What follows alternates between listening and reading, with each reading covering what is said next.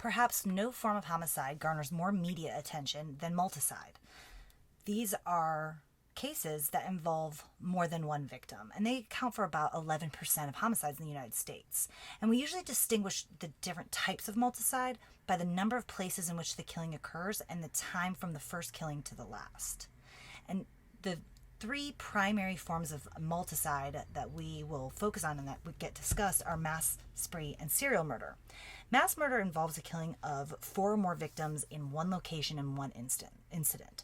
So they move from kill to kill in a quick fashion. However, they stay in one location.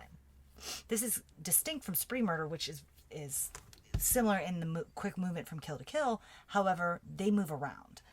There's no what is known as the emotional cooling off period that we see in serial murder.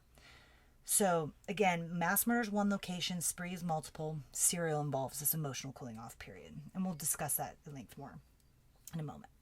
So mass murder begins typically with the perpetrator snapping, so to speak. And it often involves a killing or attack on a family member or somebody else close to them.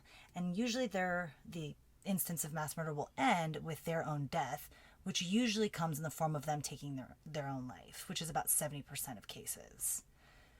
These offenders are driven by some sort of perceived loss of autonomy or injustice, or they feel somehow they've been done wrong and that they're owed something. Excuse me. It's nearly 75% of these cases of mass murder involve firearms, which makes sense, right? If you think about what can kill a large number of people quickly, a firearm is going to be the best way to go about that, right? It's the most effective. Interestingly, though, more than half of cases of mass murder involve firearms that are legally purchased. And this creates a challenge for us, right? Because the gun, or the firearm, although we can associate that with the rates of mass murder, putting a law into place that regulates them aren't necessarily going to combat instances of mass murder because these firearms have been legally purchased. And an overwhelming amount of these offenders are men, and about more than half of them are white. But in fact, so many offenders are men that it's important. I feel like this graph here kind of captures that, right? It's 124 out of 129 cases of mass murder or mass shootings, I should say, from 1982 till right now, were committed by males. And so one of the explanations that have been offered for mass murder involves the way that masculinity in America encourages men to use violence and aggression to achieve status and respect. And so for somebody, as I mentioned, right, these mass murder offenders or perpetrators feel as though they're owed something. And so because our culture encourages men to use violence to get what they're owed, this way masculinity can contribute to mass murder in this country. There's two primary places we see cases of mass murder, and the first of which occurs in the workplace. These are oftentimes referred to as rampage killings. Now, it's important to know that these are statistically quite rare. And since COVID-19 and everybody getting back into the workplace, we have seen something of an increase in frequency. However, the reality is that they still remain pretty low. There have been 13 mass workplace shootings since 2006 to February 2020, and that was from the Associated Press. So we've seen something of a growth, but nothing too alarming. These are overwhelmingly committed by somebody that worked there or still works there, and typically for a long time. And as a result of that, they've built up some sort of animosity either towards their boss or to somebody they work with, and they now feel slighted or somehow they felt that they were done an injustice, right? Consistent with mass murder in general, specifically done that injustice in the workplace. Typically, those who commit these crimes in the workplace are a bit older, and sometimes they were just very recently fired. And one explanation for this is, right, if you're in your 50s and you just got fired, you might feel like, well, this is the end of the road. Who's going to hire me when I'm competing against people fresh out of college or whatever? And so they may feel more desperate.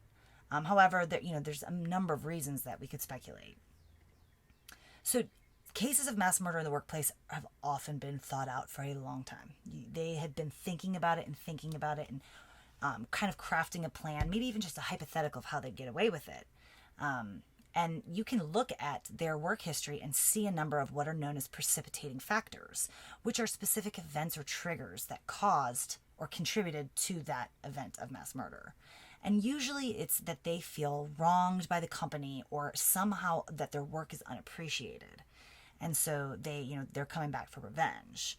Okay. Excuse me. So that this is sometimes you'll hear, or you may be familiar with the expression going postal, or they've gone postal. And this comes from a number of cases of mass murder in the workplace that were in like the 1980s and 90s. And it was over 40 people that were murdered in the workplace by individuals who worked at the USPS, the United States Post Office. And so they murdered fellow employees, right? And so there was this idea of something's going on with these post office workers. Now, granted, we now know it can happen at any workplace by anyone at any time, but that is where that expression comes from.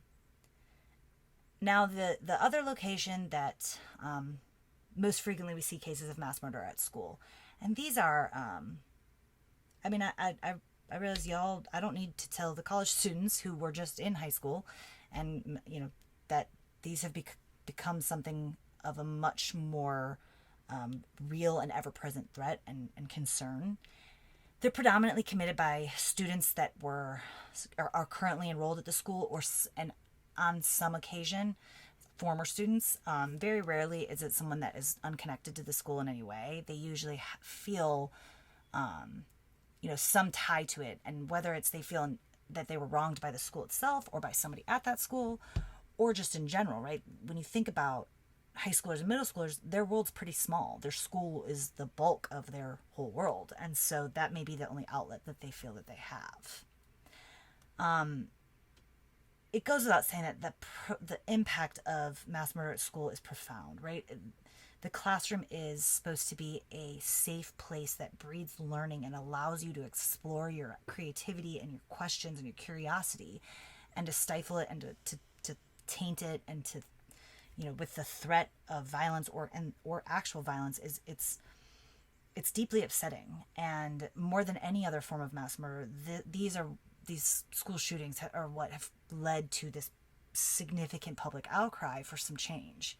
And unfortunately, when we look, these have been happening for years and years, and it's hard to identify anything specific that has been done. It's certainly something that needs further research and activism. So if this is something you're interested in, I encourage you wholeheartedly to pursue that. So the second form of multicide is spree murder. These are individuals who were usually in a certain situation, whether it was legal or otherwise, that something happens and they kind of panic, and they handle that panic by murder. And that triggers kind of this spree, right? And so these people become full-time killers, living on the run. They're often identified as outlaws on the run by the police. They're moving quickly from location to location because they're trying to cover their tracks, stopping really only to sleep and rest. So here's a for example. Imagine somebody is trying to rob a liquor store. And as they go to leave the liquor store, they think they're getting away with it. They round a corner and a lady walks in the front door and sees them, looks them right in the face. They have a witness now that knows exactly what the killer looks like. The robber looks like. The robber panics and hits her over the head. She falls down and, hits her hard enough in the head that she dies. Now what? Well, now not only am I a robber, but now I'm a murderer. And typically in that moment, people panic and they take off. And that's when their life on the run begins. And as a result, they tend to act in a frenzy, right? They're not really trying to cover their tracks, their murder, right? They're not trying to cover up the crimes. They're just trying to stay away from the police. And as I mentioned, right, the murder is secondary to whatever else is going on, whatever other felonies are being involved, or whatever other crime was being committed. And there's no emotional cooling off period, right? Because they're not getting a rush from the kill the way that serial killers do. Instead, the kill is a means to an end, right? It is an instrumental crime, right? To them getting away. This is the least common form of multicide, and it's really tricky to define because the line between mass and spree gets real blurry. If you think about, for example, at Virginia Tech, the killer first open fire in a dormitory and then move to a different class building. So that's 2 locations. Is that a spree or is that mass? So as a result, the FBI doesn't recognize spree murder anymore. They really just use mass and serial. So with that, serial murder is, as we've noted, important or is notably distinct from the other forms because of this emotional cooling off period. Now I've found it's useful to think of serial killers as being similar to drug addicts. They get off on their kill. They get some sort of relief or some sort of satisfaction from that murder. And so once they get it, then they feel good. They got their fix and they're okay for a little bit and they can hold out. And so they don't need to keep killing. But then slowly the itch comes back, right? Think about a drug addict. Slowly they want more. And so they start thinking about it again and then they do it again, right? And so they feed their addiction, which in this case is murder as opposed to drugs. In general, most serial killers operate on their own. They don't have a partner. But if you look, they will have a criminal record. They have engaged in risky behaviors in their past. Typically, cases of serial murder involve no relationship between the victim and offender. And this is important because, as we mentioned in the previous video, homicide in general almost always involves some sort of relationship between the victim and offender, but not in serial murder. Instead, the victims are usually selected very purposefully, whether it is they remind them of somebody or the killer thinks that they can get away with it because this victim will go unnoticed, whatever it might be. It certainly is not because it's somebody they know. Right? Their goal is to get away with murder. And if I target somebody I know, I'm bringing attention to my life, and that is unwise. As a result, they also are unlikely to operate in somewhere they don't know. So you can it may not be their home, but it might be a place that they vacation or somewhere that they know so that they can cover their tracks and get away with it.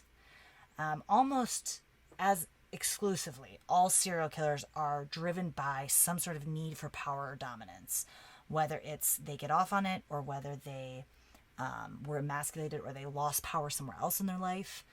They use that murder to try to replace that. And importantly, the one thing almost all serial killers, if not all serial killers, have in common is that they will have a pretty lengthy history of abuse or neglect as a child. And the long-term trauma that causes is now understood to contribute to what we could say the creation of a killer. So with that, right, when these signs, because it's related to something so early in childhood, signs of serial killers start showing up young.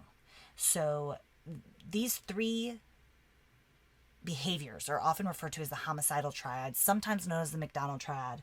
But this involves, if you have a child that is wetting the bed past an appropriate age, and they're involved in fire setting or they're committing, violence against animals, that's usually a good indicator that there's maybe something terrible brewing ahead. The predictive value of this is unclear. However, we definitely can say, looking at serial killers' pasts, these are the common theme. Now, as a side note, that bedwetting one, oftentimes people go, how does that fit with the other 2? Because the other 2 are about destruction and, destroying, right? Well, oftentimes this bedwetting is associated with trauma. So that kind of links to that child abuse piece.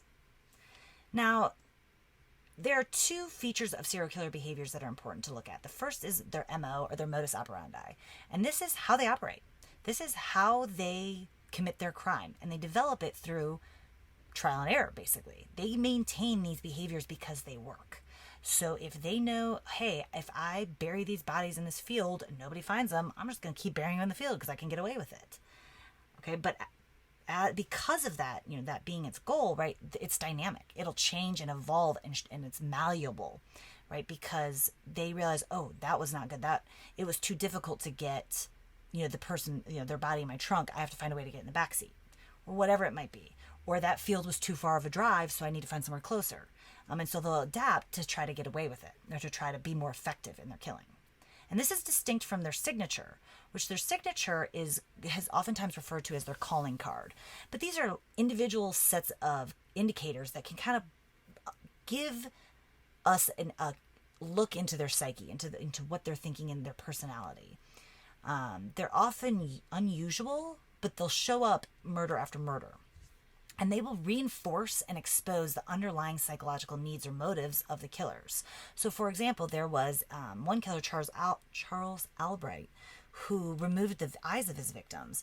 And if you looked into his past, you found that he, ever since childhood, he was very fascinated with taxidermy. But his mom would never let him get the eyes for his, stuffed animals, or not stuffed animals, but for his animals that he's taxidermy. And so now he remained fascinated with eyes from that point on. And so the signature kind of gives us a clue into that. Okay, but it can sometimes be really difficult to know which is which. It's not always one or the other. So, for example, this is Albert DeSalvo. He was also known as the Boston Strangler.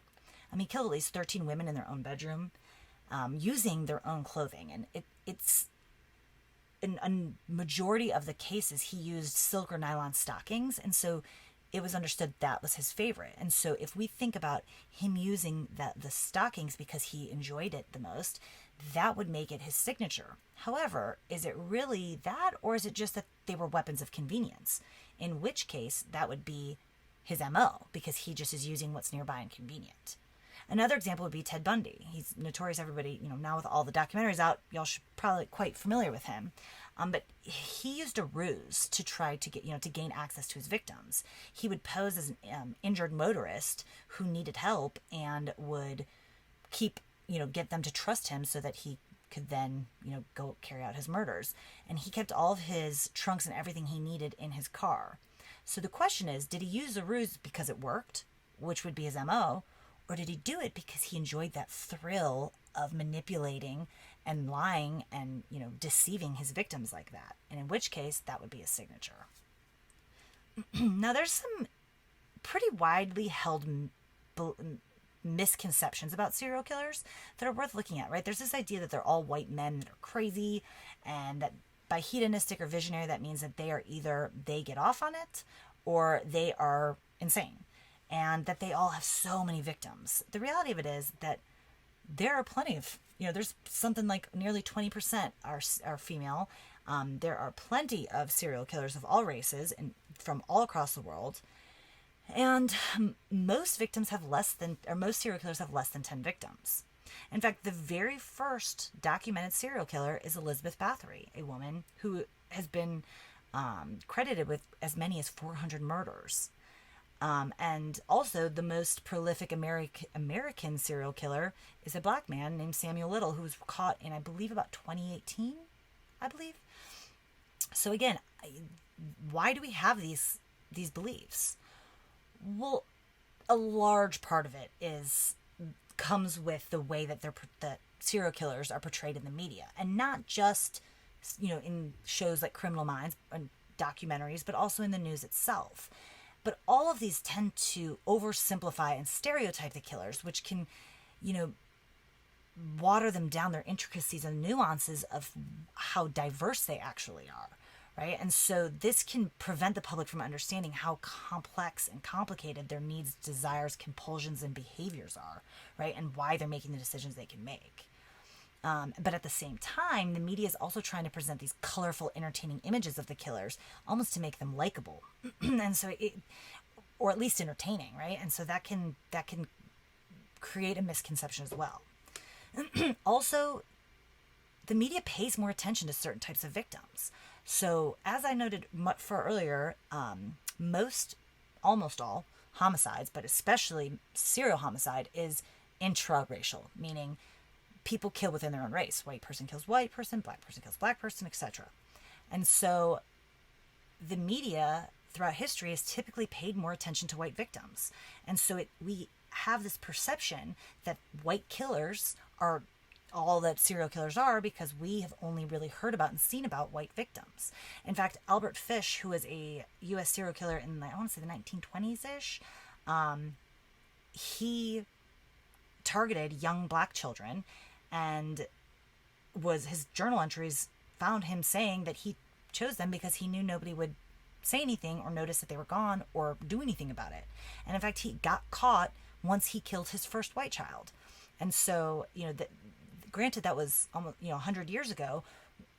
Samuel Little, who I just mentioned in the previous slide, he said, I targeted my victims very much on purpose because I knew nobody would pay attention. And his victims were overwhelmingly black women, particular black prostitutes or women that lived in the street that were homeless or drug addicts.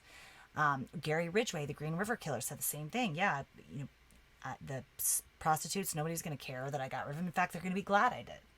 And right, that kind of mentality is driven by the fact that we don't notice. And so it feeds into this perception that only serial killers can be white. Okay, the other thing too is that there's going to be some sort of investigative errors, right? So this idea of linkage blindness means it can be sometimes difficult to link crimes together, especially if you live on the border of a state and one murder's in one state and one's in the other.